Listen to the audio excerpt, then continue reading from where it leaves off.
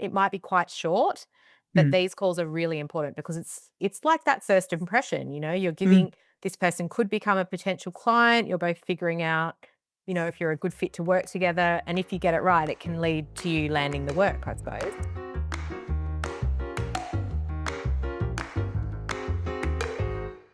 Hello, and welcome to The Content Bite, a podcast for freelancers who use their words to make money. I'm Rachel Smith, a freelance journalist, copywriter, and content producer. I'm also the founder of Rachel's List, a jobs board and community for Australian writers and other creatives. And I'm Lynne Testoni. I'm a journalist and content writer as well. Rachel and I are your weekly co-hosts, and every week we bring you all kinds of tips, tricks, and some fabulous guests to help you make the most of your freelance business. As a writer, I'm great with words, but I rely on Rounded to do the number crunching. It has helped me get my head around my business finances without relying on anyone else. Plus, I can see exactly which of my services bring in the most money so I can make informed business decisions.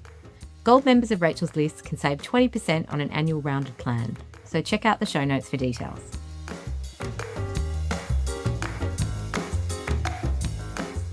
Hey Lynn, it's just us today, another episode with just us. Yeah, it's fantastic. It's good. But this is exciting because we are answering a question from a listener. And note to other listeners out there, send us your questions if you have something, and if we can do it as an episode, we will. But she wanted to know how to nail client calls, which is a really interesting topic, and I don't think it's something we've covered. And it sounds kind of simple, doesn't it? But when we got talking, we realised it wasn't really. Yeah, it was interesting also because I think we work quite differently. We get work in different ways, which is all good. And I think this will be a useful conversation for people who want to know what to do in the moment when you're talking with a potential client, no matter how they found you. And maybe it's good that we do things differently because there's no right way to do it. You might think, the way Lynn works is closer to me, or maybe Rachel, because I think that's one of the strengths of this podcast is we do things differently. Yeah. Because we've got different styles and different sorts of work. Yeah. Absolutely. I totally agree. And I think that no matter what, when you're on a client call, I think there are a few skills involved in kind of getting leads over the line to want to hire you. So you can bring in your interviewing skills. You can bring in some soft sales skills, and you've got to listen, obviously, do a lot of listening and get some intel. But you also want to sort of be able to learn how to direct the call as well, don't you? So you're positioning yourself more as an expert or a person who is going to lead this project. Because I think that makes a big difference to the client, doesn't it? I agree. I also think one of the things that you've got to appear confident. Yeah. I mean, generally I'd say I am confident, but that's partly because I've been doing this for a long time. But if I'm not, it might be an area or a skill set that I'm not totally sure. You have to project confidence because somebody's coming to you and they want to be comfortable and know that you can deal with it and that you can do what they ask. Yep. So let's talk about the type of client calls we're dealing with us in our individual businesses. I think it's different. I mean, you SEO'd the hell out of your website, so you get a lot of cold calls. I don't tend to. Probably should do that sometime.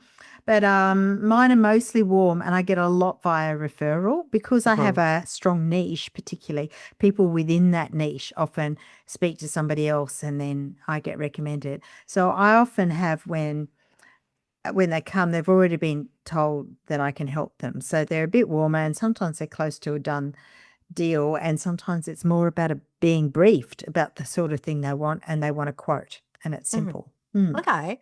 Why don't you, maybe the most useful thing is for you to talk us through that whole process of your call from start to finish with someone who has come via referral, I suppose. Yeah, it's interesting because one of the things is they're not always calls. I get a lot of work just via email. There's some people I never even speak to. There's a few that I've never spoken. They just said, Sue Smith says that we need some work done or some case studies, and I hear you're really good at this, blah, blah, blah. What do you charge? How does it work? And I talk a bit about my process, and I, say sometimes I jump on a call, sometimes I don't. It depends. If it's a decent size project, I'd have a chat with them. If it's just like a blog post or a case study, I do a lot of case studies. I might not. I say, this is how I work and this is what I usually do. Often because because I work in that interior space and I do a lot of work for interiors, I often have met people at functions. And we talked a bit about this earlier this year that I do try and go to a lot of industry functions. I've gone to a few sort of ones within our industry, which has sort of broadened my contact and it's been good for the podcast. But I also go to a few sort of PR media functions within interiors. So I often speak to interior designers at these things. It might be a launch of a new product. I go to that and I do pick up clients that way. And or else I remind people and people ask an interior designer about me. So I get a lot of referrals that way. And also the longer you're in a niche, people start move around. So I like one of my best clients is somebody I worked with at Monier, which is the roof tile company, and she went to a different, like a hardware company, and she's given me a lot of work there. But I actually worked with her, and people move around, within that industry. So they go to a new thing and they say, "Oh, we've got some need, come They here." take you with them. Yeah. Yeah. So I guess on that call, it's usually a bit of a discussion. I think it's really important to be really professional. I do find this is me talking to a lot of writers and I've, coached and counsel. I know this sounds really basic. So many of them are late. You organize a meeting with a writer and they're late. Or they come up looking disheveled, like they've just got out of bed. Yeah, so I think being a morning person helps, like being up and organized. I do a bit of research then. I always have looked at their website. I've often looked at their socials. I think that's really important. You Google them. Sometimes if it's a company I don't know, I've never heard of, I even do an ABN lookup and check because I know of people that have found a company sort of you find this in a Google search, like if there's a company you've never heard of, just check that they're a proper company. They haven't been around and there's nothing online to say, oh, these guys are really dodgy. Read their Google reviews and you say that they don't pay staff or whatever or suppliers. That gives you a really good idea because that's sort of, I try and make sure that with a lot of corporates, do a lot of corporate. They book a half-hour meeting. I stick to half hour, and I keep an eye on the time. If I have an agenda, I stick to the agenda. I usually record it. You put me onto Fathom, and it gives amazing. It's an AI meeting note taker. Zoom does one too. I haven't tried the Zoom one, but I usually do an online thing with Zoom. And I get notes taken and everyone gets them. And that comes out with action points and stuff. And I make sure I do. If I say, I'll send you this straight after the meeting. Yeah. So I think it's more of a chat for them to get to know me. Do you find that some clients, I have a client, we both got this client actually, and he wanted to chat before he gave me any work. He wanted to get a feel for me and I think that's fine. It's unusual. A lot of people just say, I want this done. Can you do it? Yeah. It just depends. Yeah, I had that same chat with him. So Yeah. yeah, that was really interesting. Okay, so say you're on your briefing call. Do you have something specific you say at the end to sort of make it a done deal and get it into your schedule? If it's a new client, I usually get 50% upfront. I make sure I send a quote, I send it through my accounting software, and then they often accept it. Some don't actually accept it by the little button. Some just say, yep, that sounds good. I also have a lot of clients that I might only do work for every 2 or 3 years. So we sort of reconnect because things might have changed. They might have rebranded. It might be a new marketing manager, all that stuff. Make it a done deal. And it's all about next steps, agreeing on next steps. So, okay, you need to provide me with the internal expert. I'll line it up. Can you do an email intro? I will send you a quote, all that sort of stuff. So we do next steps because I find if you don't nail people down, it just waffles around. Yeah. And then I follow up all the time because I don't know about you, but all my clients, well, most people I deal with, they need a follow up. So I don't get that email introduction to the subject matter expert within their company. Yeah. I don't get, or an architect that worked on the project that want me to cover. I have to follow it up. Yeah. So what's your kind of success rate with those warm lead type calls? Would you say you get most of that work? Yeah, most of that work. It's pretty rare. Occasionally I'm too expensive. It's Yeah. pretty rare that I don't. Sometimes I think I probably should be more expensive because don't they say if you get to more than 80%, you're underpricing yourself? Yeah. Oh my God. Okay. Well, Mm. any last tips that you think listeners need to know if they're sort of in a solid niche and getting those warm leads? Like I it, think being top sending like courtesy, a thank you note for the meeting, yeah, that's great. Thanks. I'll be back with this information. The follow up. yeah. Heaps of people have chats and never goes anywhere. Mm. I think it's one You've got thing to drive that process, the you quote, do. You follow got to up. push them ahead. Shall I put Yeah. you in my schedule? All of that stuff. Yeah. Yeah. Yeah. Yeah. Introduce. And then I do, as it goes, I sort of tell them, okay, I've reached out to subject matter expert. We're speaking on Monday. All going well. I should have the copy to you by, the following Monday, whatever Yeah. it is, Yeah. So they have a time frame. And I think people like, particularly a new client, likes, I guess, a work in progress update. Yeah. Because otherwise they don't know that you're going to deliver. They get Mm, anxious, especially if they've paid you money. They don't hear mm, from you.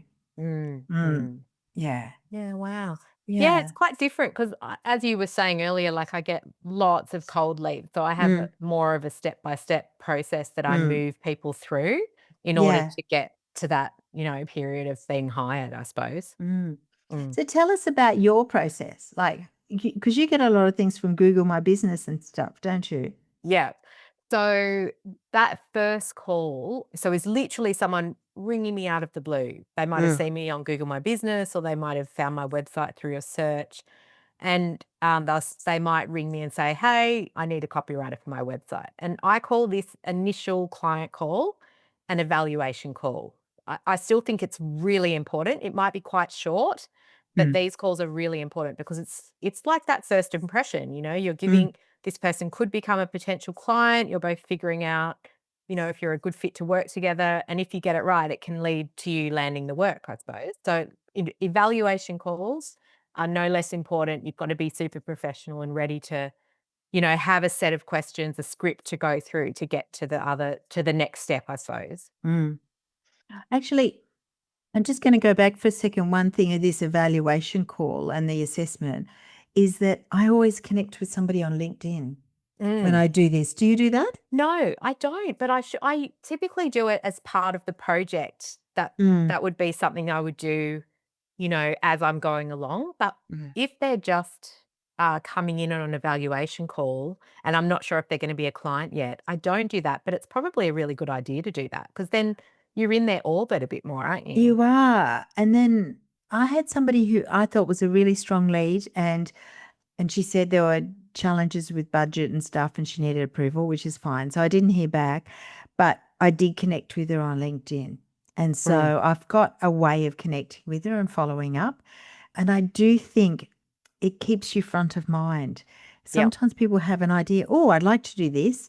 And then they go to their boss and the boss says, oh, we can't do it this quarter. There's often that sort of stuff with that sort of initial call. Do you find when it's sometimes still just an idea in somebody's head? This Mm. is what I need, but I don't know what it's going to look like, which is where you're doing your you ask some good questions in your cold lead, don't you? Tell us about them. Yeah, so I ask sort of 4 basic questions, Mm. and this is for the evaluation call, the Mm. very first time someone reaches out. So they might say, "Hi, Rachel, I found you on Google." And I'll say, "Great, how can I help you today?" Or "What brings you to me Mm. today?" And that prompts them to give me the reason for the call, which might be, I need a website, I need case studies, I need someone to edit my ebook. And I might say, "Well, tell me a bit about you or a bit about your business or what you do, Mm. whatever's relevant." And if it is relevant, I'll also say, who are your customers or who are you trying to reach with this Mm. project? Mm. Or what's the goal for this project? Because all of that gives you some really good intel. And Mm. the answers sort of prompt you to ask good follow-up questions. And I think those are the questions that makes that person, really think deeper about what they need. Mm. And it also showcases your expertise a bit. They start to think, well, this person knows their stuff and they could be the person for me. I always ask about timelines. When do you need this done by? Because that determines if I can fit it into my schedule. Really Mm. important. And then once they're warmed up, I'll always say, do you have a budget in mind? And I Mm. always ask the budget question because it sorts out, who's aligned with your budget and who Mm. really isn't. or has a very unrealistic view of what it might cost to do what they want to do. What about you? Do you ask about budget? I suppose you do, because they're kind of warm leads, and then you can just slip the budget question in. I usually do say, well, I give them an indication, which is a bit what you've done, is that they say, look, we want a series of case studies, and I'd ask about the budget. Or I say, well, I do these all the time. If they require interviews, I generally charge, sort of $850-ish, depending on how many interviews and stuff, but it's a roughly, just to give you a rough idea. And then they might say, because I did have one who said, oh, that's way more than we were paying. I said, well, I can do something for 400 or 500, I forget, but you send me dot points, no interviews, and I'll rewrite it. And they went, okay, and they did that. And eventually I did a few like that, and occasionally they get me to do a proper interview and stuff. So I think that's I think we're going to come up to that about reducing the scope. But yeah, I think you have to have a discussion. Generally, I don't have a problem with that because, as you say, my things are warm leads, and I reckon that's the sort of thing they'd ask the person who refers you. Yeah, like what does she cost? Yeah, what does she cost? What does she usually charge? To say, well, we pay a blah. And that's why you can't charge somebody new a lot more money than your existing clients, because they probably know. Yeah, yeah. So you can't go, oh, cool, I've been charging 400, but I'm going to charge this person 800, or 4,000 to 8,000 or whatever. You've got to sort of have a consistent, I guess, rate card in your head, even if it's not on your website. Because you have a services guide that has a lot of that, don't you? Yeah, I do. I also have something on the Rachel's List shop, which is a client questionnaire, and that tackles the budget question. And I used to do that because, when I was nervous about asking that question, sending a questionnaire kind of takes that out of your hands a little bit, because, freelancers can be really scared to touch on that budget question. Don't you think? They're worried about asking it or get awkward about asking it. I honestly think that people get stuck on the price more than the value. Yeah. So I've heard of people saying, oh, I charge $700, and the people go, and then they say, well, I could do it for you for $650, or I could do it for you for $5, and you jump in. So usually I think you've got to be confident in your prices. And also, well, I think we discussed this very early in the podcast. I used to, when I first started freelancing, I worked as a sub-editor, and I was getting paid about $500 a day or whatever, $450 or something, I can't remember. So I wouldn't do a writing job if it paid less than that. I had like a benchmark. Yeah. And I do think people actually, the clients don't necessarily care about the price as much as they care about the value you're going to offering. So if you say, I can get this done and it'll be, well, or give the impression that it'll be done really well, professionally, just what you want, they're usually happy to pay. Yeah, so that's the thing you have to push rather than the price. And I think a lot of people get hung up by the price. And actually the people that get hung up by the price, well, for me, they're not my people. Yeah. But also a lot of people that come to me for that evaluation call, they have no idea what their budget is. They don't know what it costs to hire a content writer, what it might cost for a case study or a series of blog posts or copies for their website. So I get a lot of people saying, I don't know what my budget is. And I've seen so much freelance advice that tell people to run at this point, or people have to have worked this out before they approach a freelancer. I see that over and over on LinkedIn, and I think it's not the advice that I would give, because you're in conversation with someone and you are kind of putting the price out there, but you're also working with whatever budget they have. So I might say, I think you might say, well, I've worked on similar projects and this is what I charge. So with a copy project, I might say I've worked on similar websites. And as a rough estimate, the scope of work you're looking at might be between $4,000 and $5,000. And they'll be like, right. Or they might say, well, look, I've only got a budget for $2,500. And I might say, okay, here's what can be done for your web copy within that budget.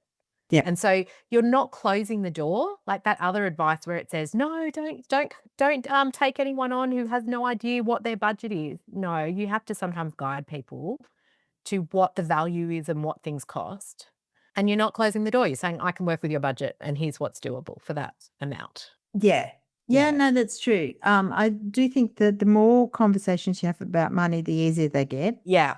And once you've been around for a while, I do, to be a counterpoint to your agreement, if people don't understand or don't see the value in good copy, Yeah. they are often the most problematic clients. And I definitely, a couple of people who've in the years have sort of said, oh, I don't know, and I've reduced the scope.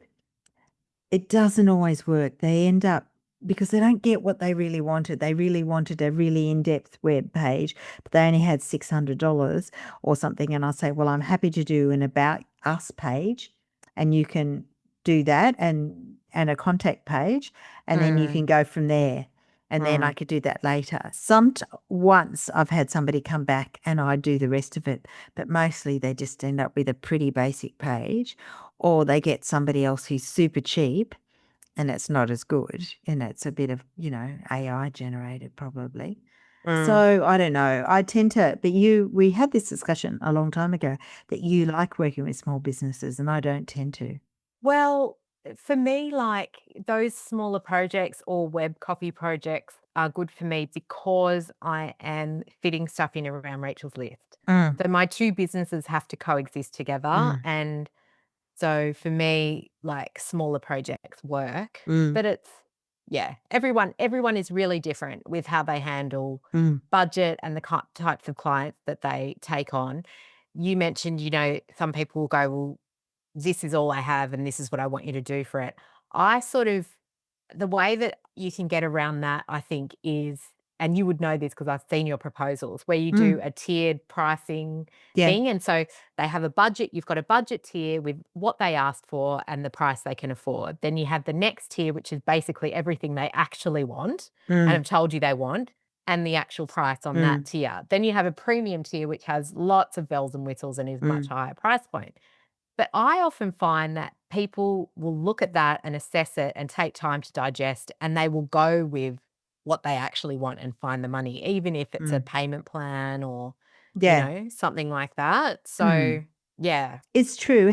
Giving options, Yeah. I think, is a really important part. So I often say, I can do a tone of voice document or something like that when that's what they really want, particularly if this is the first time they're commissioned a copywriter. I've had somebody who just asked me to do a tone of voice because I'd done the odd bit of work for them, but they were going to up their thing, and they were getting an agency, not a copywriting agency, but an ad agency.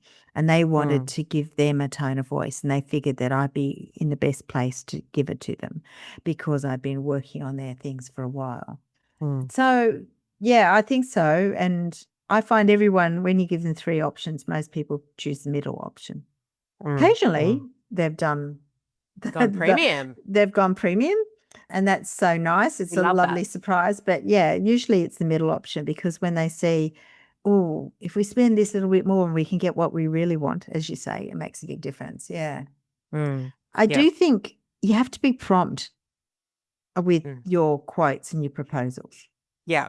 I mean, it's good to have a template in your files, whether it's your own or one from Rachel's list. You've got one, haven't you? Yes. So I've got, I was going to say I do proposals in two ways. So Mm, one might be a quote where we've actually found, it might be a small job and mm, scope is kind of really well defined, mm, that I will put that on a quote within Rounded. And mm. the really great thing about Rounded quotes is the person just has to click a button to accept the quote, and then it turns it into an invoice, which is Yeah. like, happy days. I don't need to do that. I do something similar. If Yeah. a small job or a simple job, because sometimes they just want to know how much it's going to cost, and they're okay with that. Yeah. And I do have a client that I tend to do work every 3 or 4 years, and when she releases a new product, and I just do something, and I find that that's really helpful. Yes. And she just wants to know how much it is compared to last time. Yeah. Well, the other sort of way that you can do it, if you're not going to do that in a kind of accounting package, you could just do an email estimate, which is quite simple but has tiers on it, and it kind of gets people thinking. But one tip that I always do is I say, this is valid for 7 days, because it just Yeah. creates that little bit of FOMO. It lets them know that you're in demand, that People you sit on these things for a long Yeah, time. yeah. I've often had people sit on something for 3 or 4 months and come back and say, "Oh, we've got a new financial year. We're ready to go with that." And you think, "Oh," and then you have to go back and find out what you quoted them and you think, "Oh, Mm. yeah." Or sometimes worse, they've come back and said, "We want to do this, but we also and we want you to talk to people," and you've just got to make sure that what quote they're accepting and their scope match, because Mm. sometimes that happens when you do emails. Yep. Yeah. Yeah. I do proposals for new bits of work and new clients, and I usually take bits out of their either our chat or an email if that's what it is, you know. So this proposal is to provide, 10 case studies as part of a campaign to promote this and blah blah blah. So I usually cut and paste things so it's clear what I'm doing, and then I put in all the different terms and conditions that I have. Yep. Mm. Yeah. What sort of conditions do you have? I put it so 50% upfront on a Mm, big project. If it's a recurring client and I know that they're a prompt payer, mm, I might lower that sometimes, mm, especially if it's a really expensive project. I might do 25% upfront, mm, and then I'll do progression payments mm, throughout mm, the project. On web copy projects, I used to say, I would really like you to get an SEO report. Now I make that non-negotiable, because I just think there's mm, if you are going to the expense of doing a website, mm, you wanna really optimize it to make sure mm. to the best of your ability, so Yeah. it has the best chance of showing up in Google and Mm, AI search. mm, So I have certain non-negotiables, and they're in a services guide that I send over with the proposal, so people know how I work and what's sort mm. of involved. Yeah. Yeah, I usually have all those little terms and conditions, payment on acceptance or delivery. I also have only 2 rounds of corrections, Yep. which is a classic Yep. thing. But you have to specify. See, corrections is a good word. I do light edits because, I do. you know Well, I think I see changes. yeah, because say that you get someone who goes, "I hate it and I want the whole thing rewritten," and it's like, that is a very murky you're into murky water Yeah. then. Yeah. It So, hasn't happened, I think maybe once. yeah. And it's usually about the brief. Some people recommend doing a bit of, if you're not sure what they want, or if it's somebody who's new to this sort of work, you might send them a draft Mm. just to make sure that the structure is on their Yep. thing. Yeah, I haven't actually had that happen. Mm. I did rewrite something recently quite a bit, but I think the brief wasn't as clear, but that was okay. I just did it. Yeah, I normally just redo it. It's Mm. pretty rare that I've Mm. had a problem though, to be honest. Mm. I just wanted to mention something before we move on to the next type of client call. I just want to Mm. mention about evaluation calls, which we were just talking about, Mm. is how you end them is really important. So I always say, thanks for that info. That all sounds interesting. How about I send over an estimate and some Yep. info about how I work, and we can go from Mm. there. And I send that, what we were just discussing, within 24 hours, and bang, bang. And this is where it comes in so handy to have canned copy ready, like Mm. for your estimates, especially if you're doing similar projects. Yeah. And that's where we have like a deal for Type Desk at Rachel's List, which is like a canned responses thing. So you can jam it with all kinds of Mm. copy that you use. So it's easy to send an estimate out. Mm. It's easy to modify. I do that 7 days on my quotes. And also I let them know when I can get them into my schedule. So they know there's a slot that they have to act Mm. fast. I basically say, I can start on April the 2nd. Mm. And, that seems to work really well as well. Oh, do you? That's interesting. I never do. I wait till acceptance, then I talk schedule. Yeah, right. Because some people sit on things for a little while, Yeah. and then sometimes they say on my proposal, expected delivery date Yeah. will be sort of mid-April, and with a draft by mid-April, finalised by end of April, say, something like that. Yeah. But I haven't done it as much lately because I find that people sit on things and then they want it straight away. So Yeah. I actually don't. I if when they sign it, I go, great, I can get this to you by mid-April and a draft by, and do it then, because I find that people tend to sit on things, but they still want it within the original time frame otherwise. It's funny, isn't it? Like all the projects that I do, Mm. unless they're editorial and I'm getting a deadline from an Mm. editor, they have to fit in my schedule. And the interesting thing is that I've done this year is I've started to say to people, I never used to, but I started to say, I would love to do this. I'd love to work with you on this, but I cannot fit you in until a date, say 2 months in advance of that discussion. And lots of people say, fine, that gives me a chance to collect all the information that you need. It gives me a chance to get some voice of customer people for you to talk to. It gives me, so actually that's working really well. I'm currently booked up 2 months in advance right now. So yeah, it's more they're fitting in with me. But I sort of do the same, but I wait for them to do it and then Yeah. I tell them when my availability Yeah. is. Because also I don't really count anything as being confirmed until they send me the deposit or they confirm in writing. Yeah. Okay. Well, look, we don't have a lot of time, but Stacey did ask us to touch on those more complex client calls, which people call discovery calls. Do you do those, or are that your I do sort a of bit. I call them a briefing call. I think one of the main things that I think Stacey asked about the sort of phrasing you use. I definitely use a lot of what they call reflective listening. Yeah. Or reflective, responses. So I'd say, so you're wanting an about page of this page, or you're wanting me to interview this architect and it's about this project. So I reflect back to them what they're exactly asking. And that clarifies it. If they go, oh, no, you don't need to speak to the architect. We've got a transcript. Sometimes they're not clear. I think that clarifies things. It also shows that you're listening.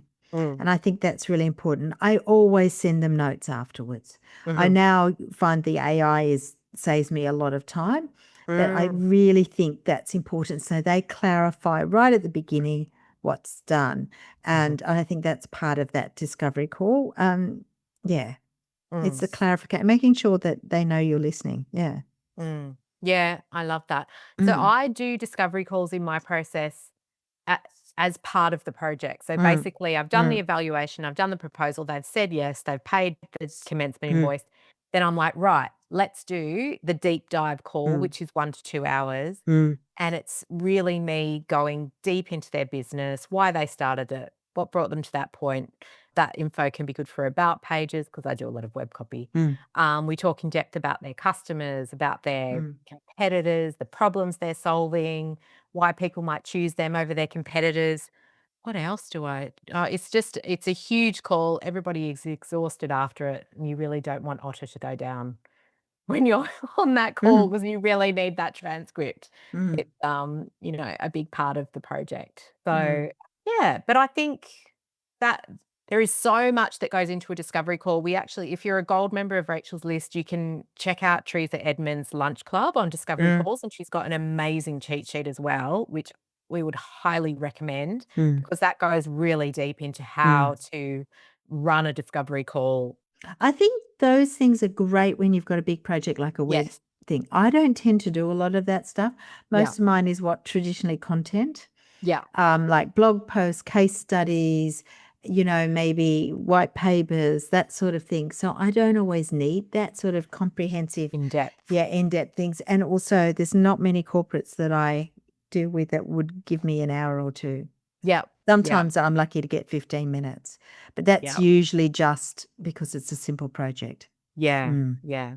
Back in the day, I'd often go in and meet people, which I think that's really good if you can do that. If you can do that even once in your relationship with a client, it really embeds you into their process. They understand you. I think that's really good if you can do that. I mean, even if they're in another state, if ever you're, say they're Melbourne-based, you're Sydney or in the country, you could say, I'm actually going to be in Melbourne at some stage. How about we have a coffee? No reason. It really does make a difference.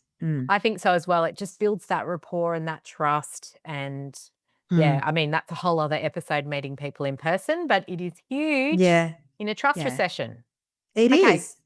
Well, we have covered a lot in this episode. We've talked about how to build rapport, how to position yourself as an expert and more of a partner than an order taker. We've Yeah. talked about briefing calls, How to get people over the line. how to get people over the line. We've talked about those very first Mm, evaluation calls that come through when you're not expecting it, but you have to have a little script in place. We've talked a little bit about discovery calls. Is there anything we haven't talked about that we should mention? I'm sure there is, but I can't think of it at the moment. But, maybe if anyone else likes this idea and would like us to go in depth in one of these issues, happy Yeah. to do that. We'd love to get some feedback. Yes, and we will put a whole heap of things in the show notes because we did talk about tiered pricing, tiered proposals. We have blog posts on that. I'll talk about some of the stuff I mentioned that are in the Rachel's List shop. Just a few resources that might be helpful in helping you get that next client call over the line to a job. Fantastic. Great. And we'll be back next week with another guest. Great.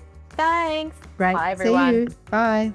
Thanks again to our wonderful sponsors, Rounded, easy accounting and invoicing software that helps freelancers run their business with confidence. And don't forget, if you're a gold member of Rachel's List, you can check your welcome emails for an exclusive discount code on the annual subscription rate. You can also find it in the private Facebook Gold group or just contact us at hello@rachelslist.com.au.